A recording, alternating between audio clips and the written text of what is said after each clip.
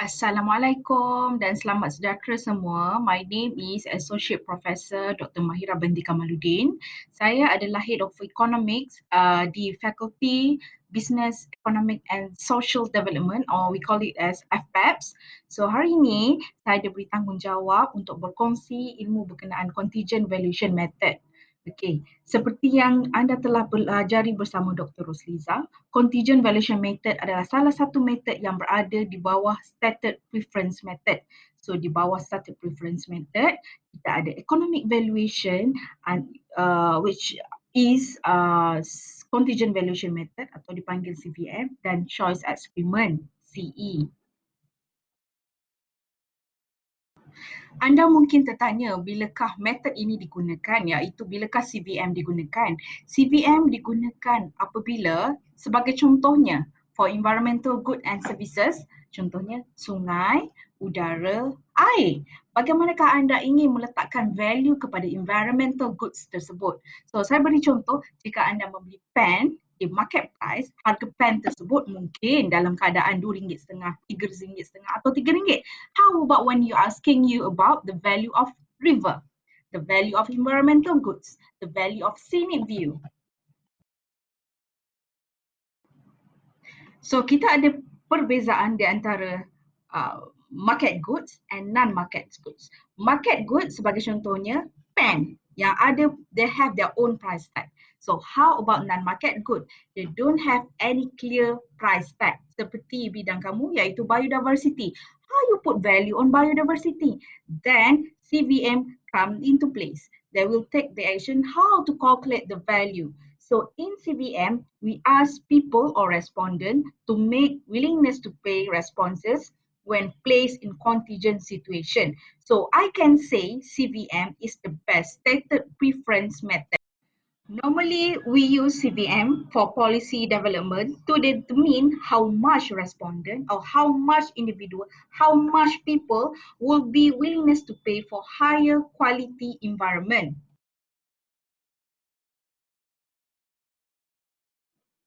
The CVM was firstly proposed by Sirius C. Waldrop in 1947 for his research on economics of soil conservation.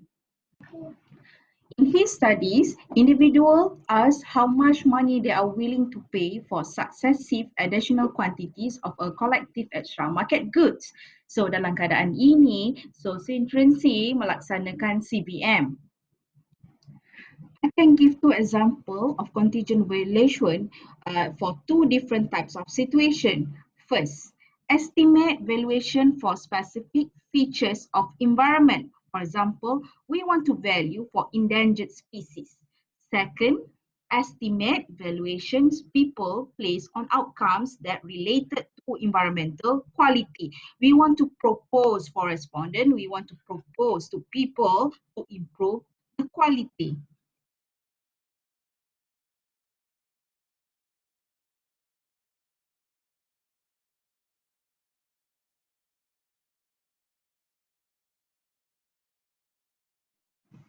This is an example of CV survey.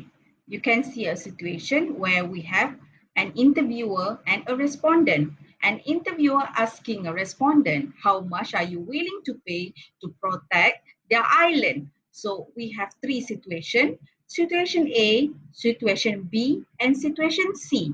And probably the interviewer proposed the respondent by giving a specific value of money. So in situation A, they do nothing, but in situation B, they're proposing to build a stone wall, and in situation B, they're proposing to build a bank to protect its island. Questionnaire is designed to elicit from respondent their willingness to pay for some feature of environment. Then the respondent reveal their maximum amount willingness to pay rather than go without the amenity. So, the respondent can decide either to accept or to reject the offer. Dalam salah satu kajian saya berkenaan for domestic water improvement in Terengganu, saya bertanyakan kepada responden, adakah anda sanggup membayar bagi spesifik harga tertentu bagi penambahbaikan water services di negeri ini? So, responden berhak memilih ya atau tidak. Ya bermaksud responden bersetuju dengan menerima spesifik amount seperti sebagai contohnya kenaikan harga air bagi tujuan improvement for water services, or reject the idea or reject the offer jika responden tidak bersetuju dengan amount yang diberikan oleh interviewer.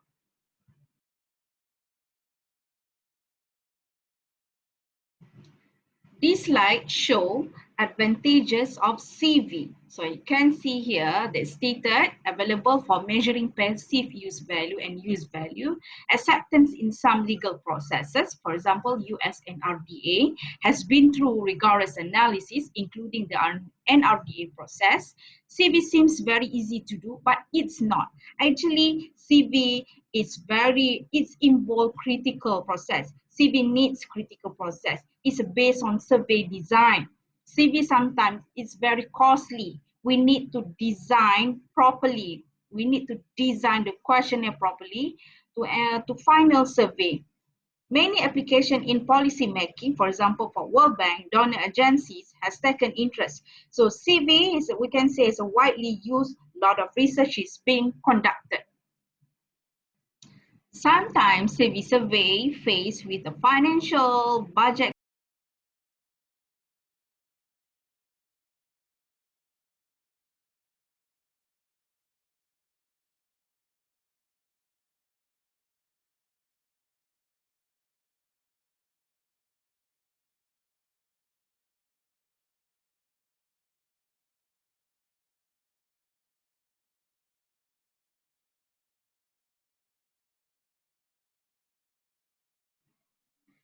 This slide shows the advantages of CBM. So we have many disadvantages of CBM. For example, hypothetical.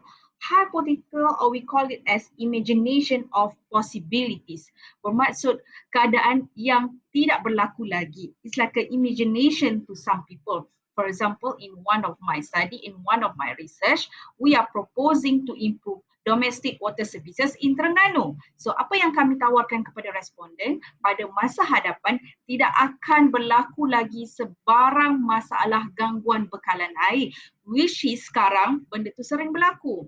Masalah bekalan air, masalah tekanan air rendah, masalah air keruh, tetapi kita memberikan bayangan kepada responden keadaan yang akan berlaku di masa hadapan, iaitu without any water supply interruption. Sometimes respondent, they don't get clear information, so it will trigger bias in CBM. People cannot picture the situation. Okay. Second, it requires primary data collection through contact with citizen. So in CBM, in order to get the right value of the willingness to pay or WTP, we need to face the respondent. We need to meet them. Normally, kebiasaannya apabila saya melaksanakan questionnaire bagi CBM, satu respondent mengambil masa selama 20 minit. We need to get very detailed. Give them explanation clearly. Jika pakcik sanggup bayar for the specific amount, sebagai contohnya, pakcik akan mendapat bla bla bla bla. Apa expectation kita pada kajian ini dan hopefully apa yang disampaikan dapat kepada responden tersebut. Significant or potential for strategic behavior. So, bagaimana responden akan react kepada situation tersebut. Data analysis can be challenging.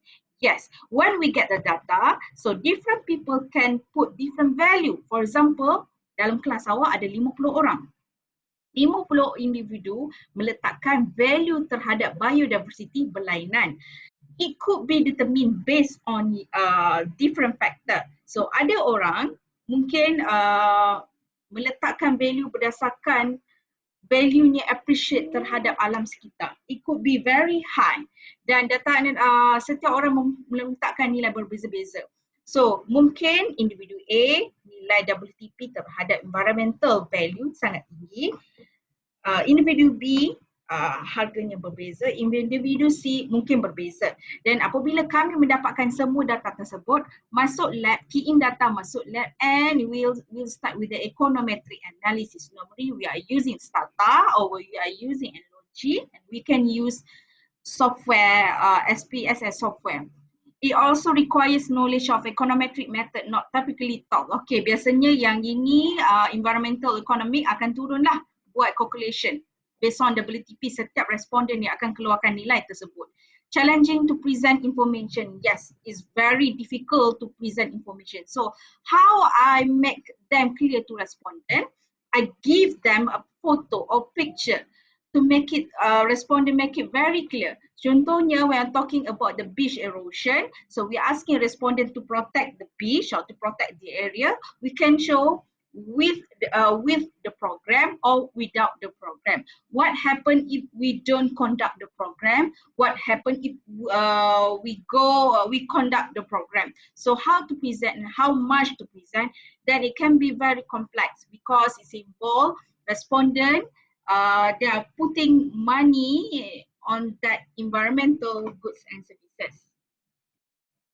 Okay, it can be very complex because it's involved, for example, taxing on respondent. Sebagai contohnya, jika kita bertanyakan kepada respondent untuk membayar bagi improvement based on environmental goods and services or regarding on endangered species, bagaimanakah metod pembayaran tersebut?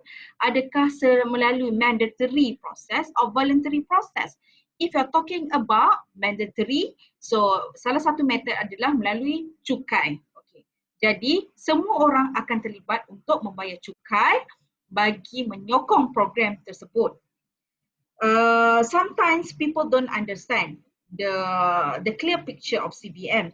They get confused, and practitioners of CBM in developing country, for example, they're facing very many difficulties. So in certain countries, in developing countries, they have many issues and problems regarding on coverage, regarding awareness. They portray low willingness to pay because of respondent distrust the government. For example, when we are proposing for conservation program, ada respondent. So we tend to face the different mentality between developed countries and developing countries. Developed countries, negara-negara yang maju ini, menyokong sebarang usaha program pemeliharaan. But when we conduct survey among developing countries, they say they blame the current state of disrepair of equipment and facilities that distrust the government. Baginya, program pemeliharaan telah lama berlaku tetapi tiada perubahan yang terjadi.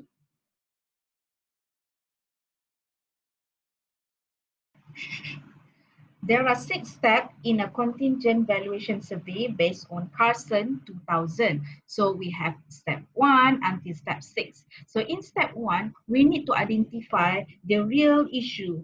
For example, we want to improve environmental quality. So in second step, we need to make it specific description of the current situation and the proposed alternative regarding the food or environmental quality change in question.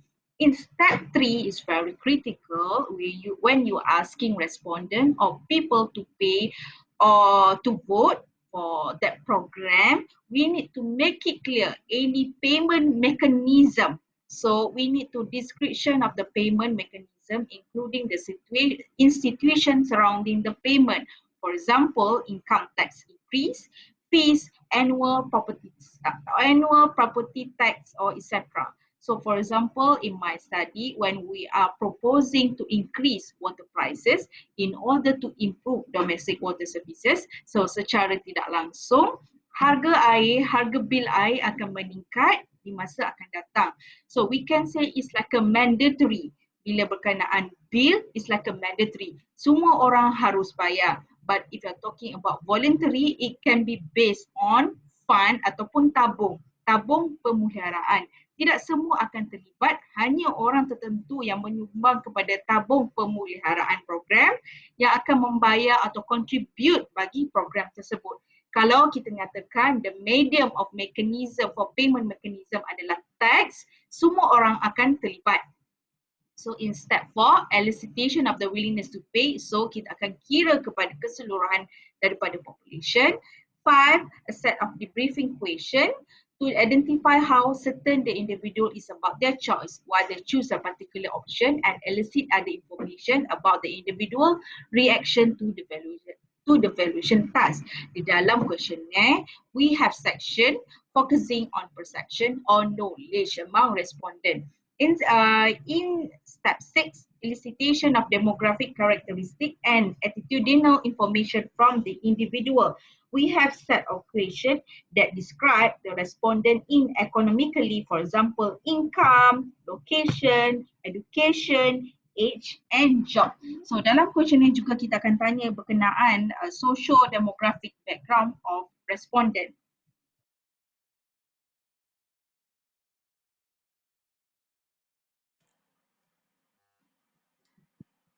Okay, this is contingent valuation process. As you can see here, we have first step until 8th step. So CVM able to suggest for policy suggestion. So as we discussed previously, in first step, valuation problem formulation, we should have the baseline or changes. If you want to propose improvement in environment, you need to make it clear the current situation and proposed situation. What happen if you want to propose regarding to protect endangered species? You need to make it clear what is the current situation of that species and what is your suggestion for future program.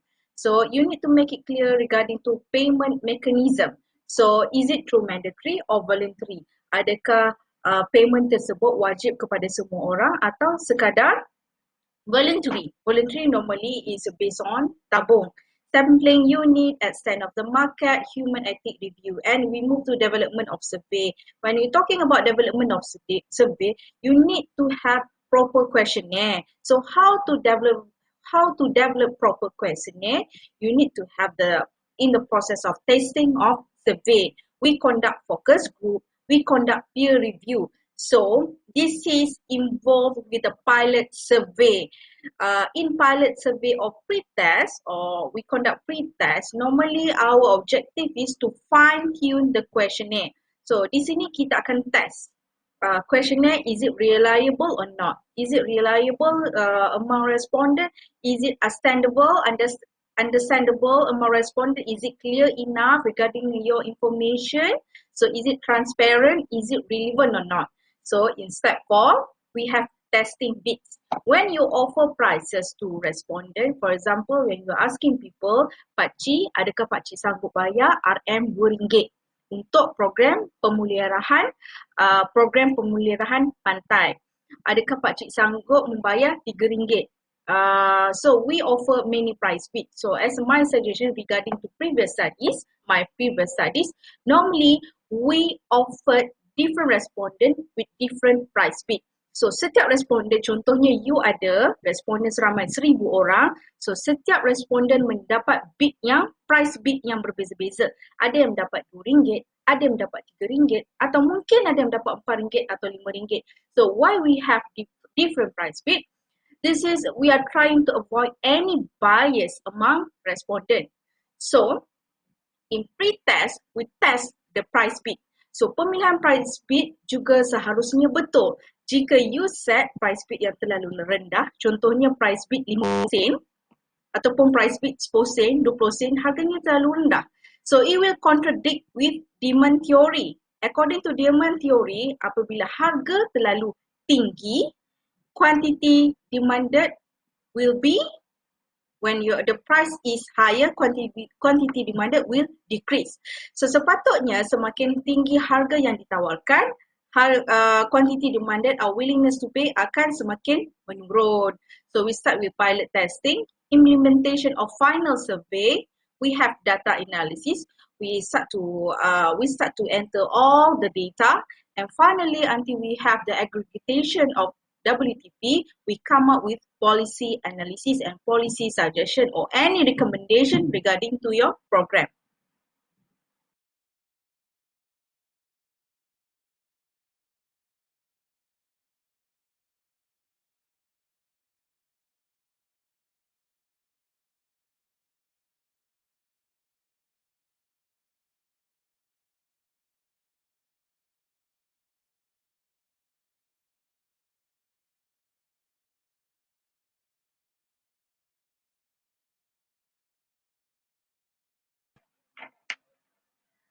So when you are conducting questionnaire, you need to identify clearly who is your population and sampling who, how, many, how, and etc.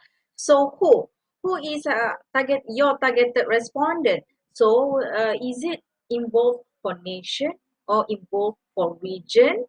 So what types of market is it? If you are conducting survey among visitors at Zoo Negara, so your respondent could be the visitor of Zoo Negara. Sebagai contohnya, you nak laksanakan kajian berdasarkan program pemeliharaan terhadap haiwan-haiwan terancam. Jadi bayaran mekanisme yang dipilih adalah bayaran tiket kemasukan ke zoo. So responden yang terpilih adalah para pelawat zoo tersebut. How many sample size? So sample size, the ideal sample size, it should be meet the statistical requirement and mostly depending on your budget, on your research budget. Okay, we have some sampling theory rules and many rules of thumb. So according to Michael Carson, suggested sampling for CBM, it could be between 250 until 2,000 people, 2,000 respondents, and it's sufficient. So itu dah cukup, 250 hingga 2,000 responden sudah mencukupi. So Michael Carson said 200 respondent it's too small. 300 until 500 is medium. And if you can get more than 1,000, it's a big respondent, is a big sampling, that is very good. Okay, so many rules of thumb, for example 25 observation per bit or per sample. Sebagai contohnya, bayaran kemasukan ke zoo negara akan ditingkatkan bagi tujuan program pemeliharaan spesies-spesies haiwan terancam. Jadi saya cuba offer 5 group of price bid. Bayaran pertama mungkin RM2. Bayaran grup kedua RM4. Ketiga RM6.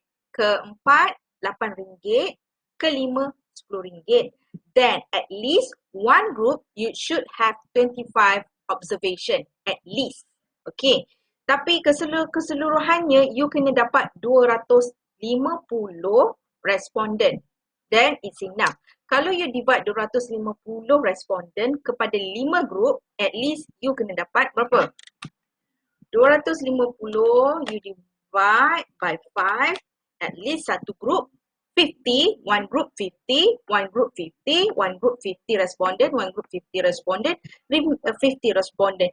Then it's enough 250 respondent. Then you can conduct CBM. But in pilot test ataupun tujuan test pre-test yang pertama, sampling hanya lebih kurang 30 orang sahaja. 20 hingga 30 orang sahaja untuk check reliability of your questionnaire, to fine tune your questionnaire. That one is not final. In pre-test is not final survey. So during final survey, at least you should get 250 respondents.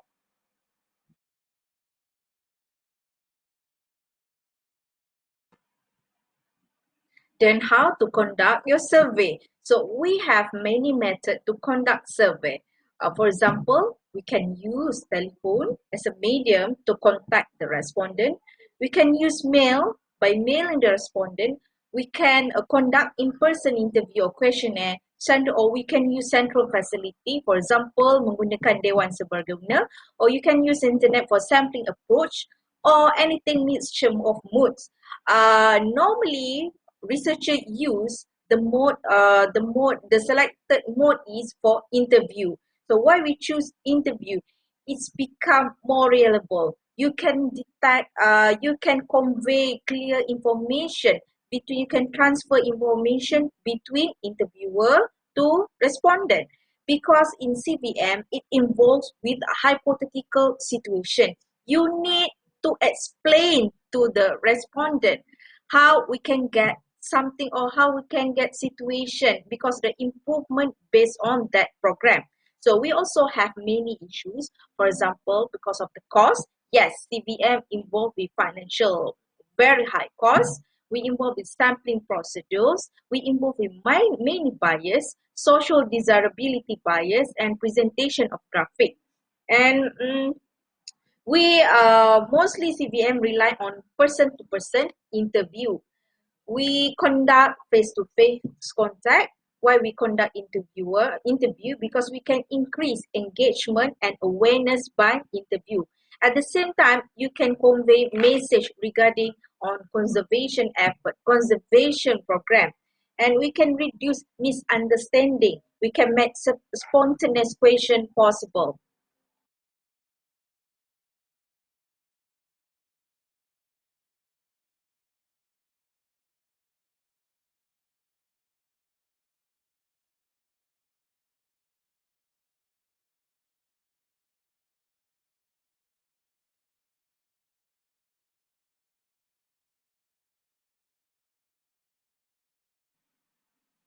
For payment vehicle, it must be appear familiar and believable to consumers and respondents.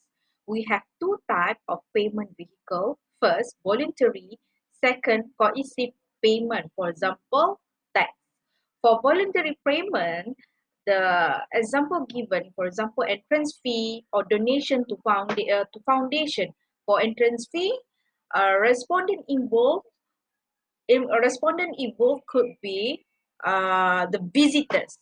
Donation to foundation, you can see kalau you pernah dengar, for example, donation for NKF, donation for WWF, but the payment not binding, it encourage free riding or overstate WTP and not incentive compatible as a result.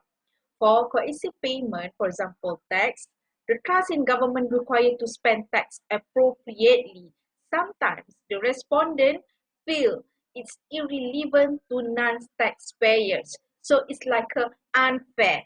Okay, unfair because it's non-taxpayer does not fund for that program. But most environmental programs are funded by taxpayer. Always an issue with government funded survey.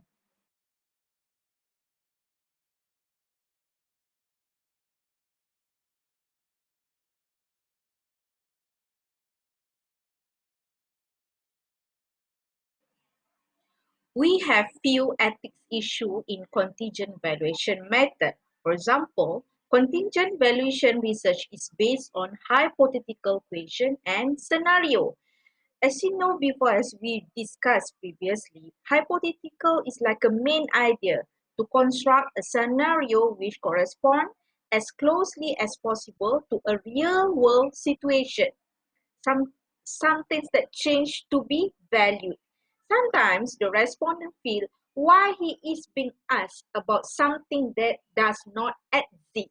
So for example, we ask responding regarding to the conservation of endangered species. For current situation, we need to make it clear how many species that left for that Borneo orangutan, for example.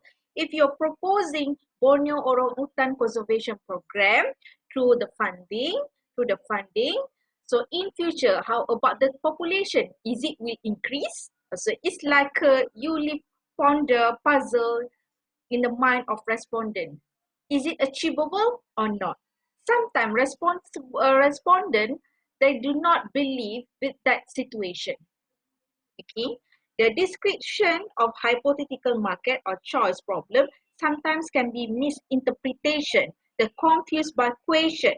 We have problem of translation because of inability of local language to convey the meaning of conditional subjective.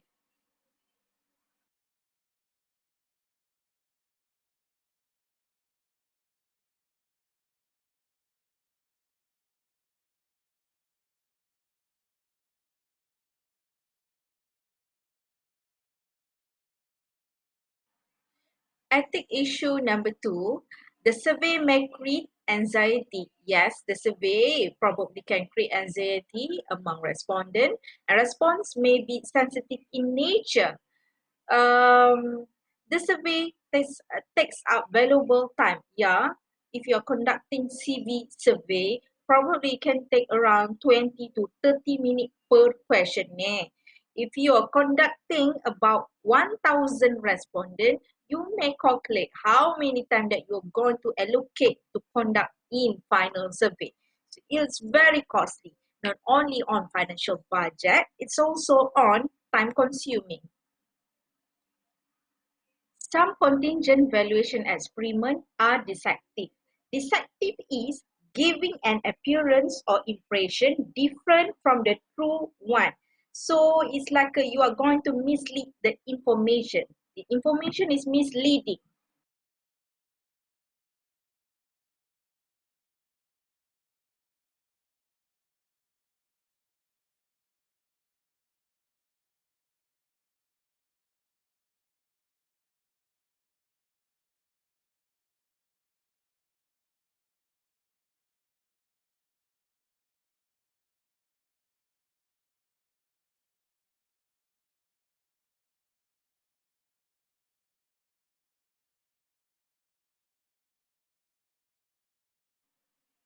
In the CVM, we have types of contingent valuation question.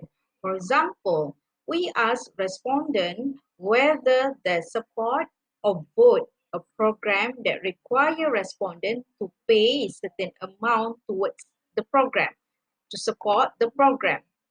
So for example, in single question format, we have open-ended, payment card or seal bid. And for discrete choice, we have referendum or take it or leave it method. For example, for open-ended, you are asking people, adakah pakcik sanggup, for example, berapa banyak pakcik sanggup membayar atau menyumbang bagi menyokong program pemeliharaan Borneo Orangutan? Pakcik akan meletakkan harga mengikut kemampuan pakcik.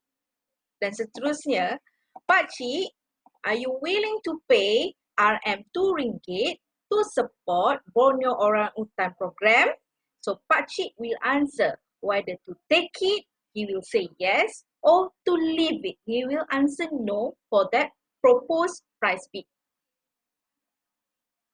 Normally in CVM, we are practicing to use discrete choice CVM, whether to use single bounded CVM or double bounded CVM. For single bounded CVM, so they are using single question. For double bounded CVM, you can see here we are focusing like this. For example, Pakcik, are you willing to pay RM2 to support Borneo Orangutan Conservation Program? When Pakcik say yes or take it that amount for RM2, we will increase that price. That's why we enter for second round for CVM. We increase the price until RM4. Then we ask again, Pakcik, now you are willing to pay for RM2. We are offering you now the new proposed price bid for RM4. Are you willing to pay or not? So pakcik again will answer whether to take it or leave it. Jika pakcik menolak bagi harga RM2 pada di pusingan pertama, so kita biasanya akan menawarkan harga yang lebih rendah, RM2, mungkin kita akan offerkan kepada RM1. Dan pakcik, how about RM1? Are you willing to pay or not? Again, we use the same method. Is it pakcik will take it or leave it for RM1?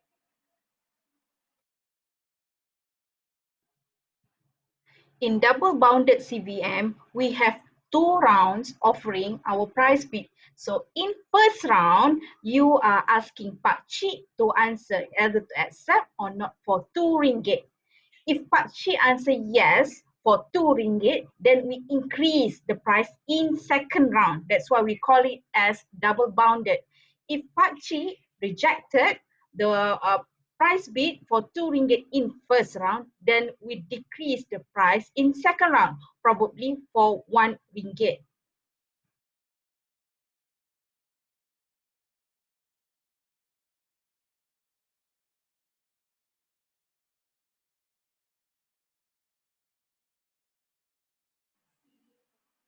Then, how we design for price bid. So, discrete choice question asks individual about a specific bid. Bear in your mind, every respondent get different price bid and how to choose the price of bid. So, normally how to choose the accurate or the right price bid. Normally, we go through the pilot test. During the pilot test, we go and offer many price feed, and we come into again for data analysis. We run the data. Is it contradict with the demand theory or not? If there's no problem regarding to demand theory or data analysis, then we can select that price bid to go for final survey. So how many price bid? So how many price bid? The selection of price bid is depend on the based on discussion with the researcher, but the suggestion mostly the group of price bid should be five group of price bid. As in this figure, as you can see here, they offer about 4 price bid. As the price bid increase, at 20, they have $20, $60, and $175. Lastly, $325. As the price bid increase, the voting yes or the responding accept the price bid is going to decrease. So we can conclude they are consistent with the demand theory. According to the demand theory, as the price increase, then the quantity demanded will decrease. We have many issue if you are offering lower prices. Sebagai contohnya, jika harga yang di-offer terlalu rendah atau terlalu murah, the tendency respondent to accept that price bid is very high. So maksudnya harga price bid yang di-offer terlalu murah dan rendah. So thus it's contradict with our demand theory. So figure di sini adalah betul dan bertepatan. Apabila harga yang ditawarkan semakin meningkat, so ramai responden akan reject kepada harga tersebut. Pada harga $20, seramai 76% responden accept that offer.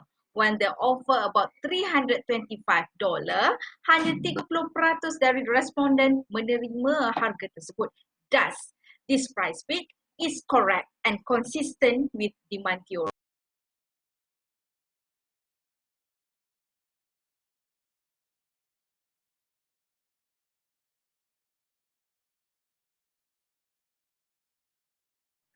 This is example a research by Krupnik et al. In CV studies. For example, suppose that a new product becomes available that, when used over the next 10 years, will reduce your chance of dying from a disease or illness. This product will reduce your total chance of dying in the next 10 years from 42 in 1,000 to 40 in 1,000. So the situation here, it's like a hypothetical situation. You give imagination situation to respondent. In future, the program that you are going to vote will reduce the chances of dying from disease or illness. So it can reduce from 42 death until to 42 death or illness. Krupnik conduct this survey through online survey. So if you vote for this program, so we can continue, press the blue key to continue.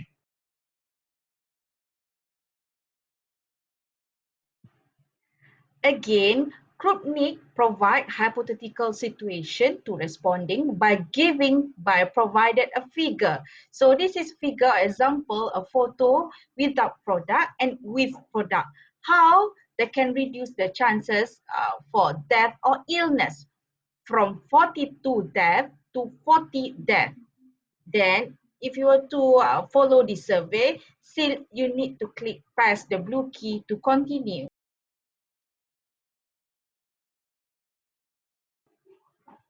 Krupnik give two example. For first situation, if you were to use this product or you are agreed to use the product, you will have to pay the full amount. Then you need to click at the left icon, and if you are really it's like you are not sure. We realize that most people will not simply accept the idea that this product is guaranteed to work without some proof. In answering the next question, please assume that the product has been demonstrated to be safe and effective in tests required by the Food and Drug Administration.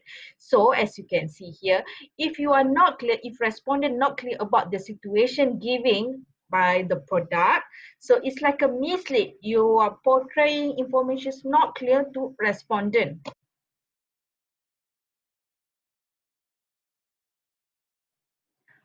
Finally, in final question, keeping in mind that you will have less money to spend on other things, will you be willing to pay $70 a year for the next 10 years, which is 700 total to purchase this product?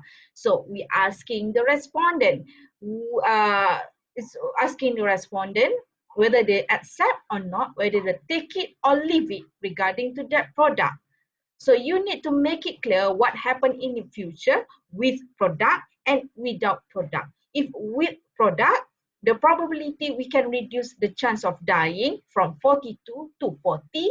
If the respondent choose without the product, then the situation is like a current situation, still with a 42 death.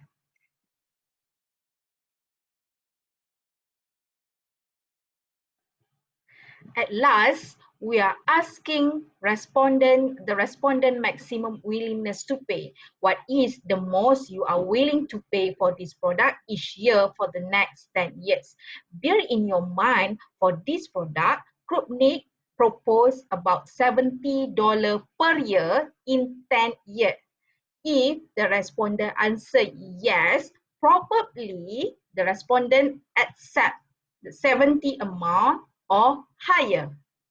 If respondent reject the amount of $70, it's then because of they do not agree about the price, or they reject the price, or their maximum willingness to pay could be less than the price. So if the respondent answered no, it could be probably their maximum willingness to pay around $69, $50, $65. So at this situation, normally we're asking about open-ended question.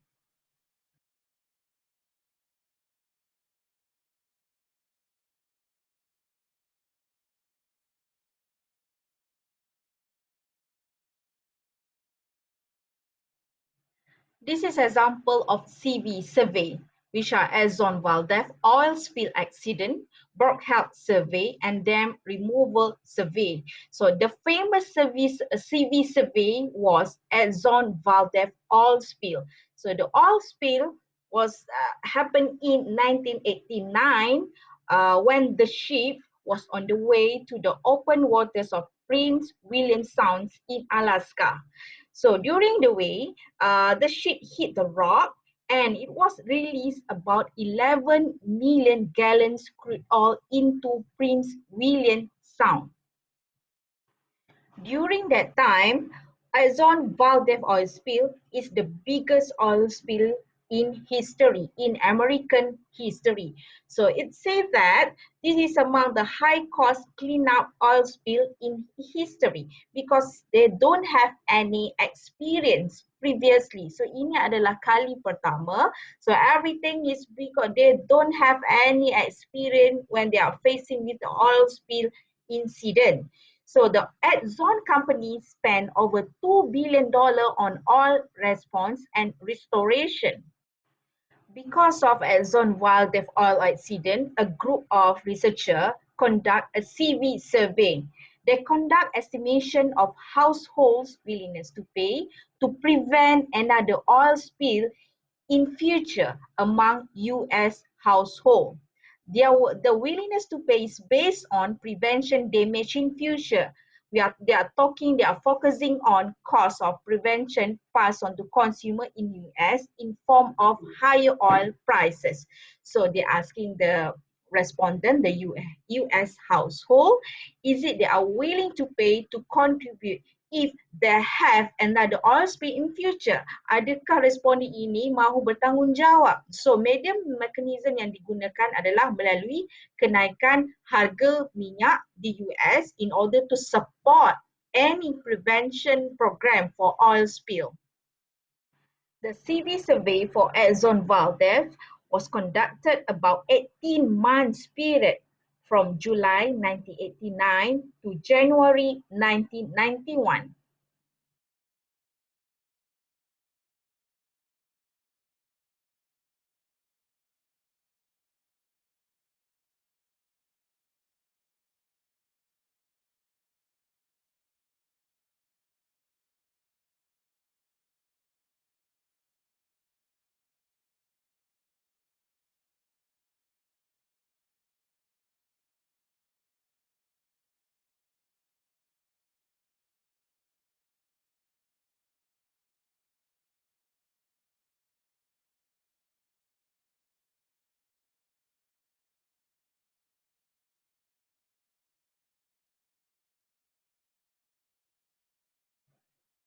This is among bias or most common criticism of CVM from Exxon report. So actually in CVM, there are many bias. For example, we have interviewing bias, strategic bias, hypothetical bias. Hypothetical bias, it means the people cannot picture the situation. People do not receive clear information regarding to what happened if we propose that program. They tend to get confused. Besides, we also have non-response bias. We give questionnaire to the respondent, but they don't portray or they don't react. Every time we ask them, it's like they don't have any idea at all. Then we also tend to have yes saying bias. Yes saying bias is mean like the respondent trying to please the interviewer. When we ask them the question, they straight away answer yes to every question. It's like there are two bosan to answer your question. So if you're asking a long questionnaire, they tend to answer yes, yes, yes, yes, yes in every question.